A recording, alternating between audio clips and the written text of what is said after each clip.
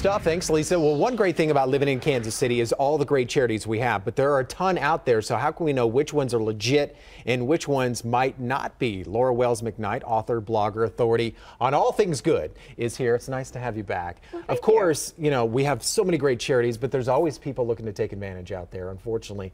So how do we know? What are some things we can do? Because everybody wants to help out. Yeah, and we have a lot of great people in this community. Our souls to help out, right? Yeah, it makes you feel good. It does make you feel good. It's hot soup for the soul. So how can we make sure that what we're trying to do is getting to the people who truly need it?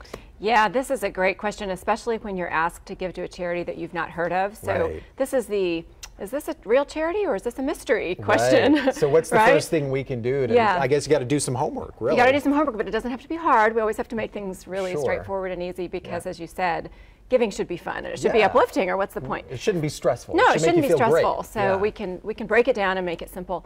The first thing is to consider the source. So if you're asked to give to a charity you've never heard of, one of the best things to do is just think about, well, who's asking you? Mm-hmm. And oftentimes it's a friend or a neighbor or someone at work who's saying, will you give to this? And then just ask them more questions. People are really excited to talk about the charities they love. Mm-hmm. So if they say, would you give to this cause? Say, well, tell me more about it. So find out how well they know the charity. So if you trust the person asking you, then chances are you can trust the charity that they're endorsing. Yeah. Right. All right, that's a good one. What's number? Starting with something other than money. You don't have to just give money, obviously. You do not have to give money. There are 10 different ways to do good. So you can offer to volunteer for an hour, or just even do a site visit, check it out, donate clothing, maybe ask to serve, go to a committee meeting or serve on a committee, something like that where you're not having to write checks, but you're getting to work one-on-one with the people who are involved, and you can really check it out and have fun. And I would think that would be a red flag, as if like they sort of like, no, we just want the money. Yeah, that's a great point. A big red flag that maybe this isn't something you want to avoid. Very good point. And also going online. Going online. Great way to start. Going online is charity has become such a big business. It's 2% of GDP. So 2%. Is it really? 2% of the gross domestic product in the United States. That's amazing. Is going to charity every year. So that's $335 billion. Ooh.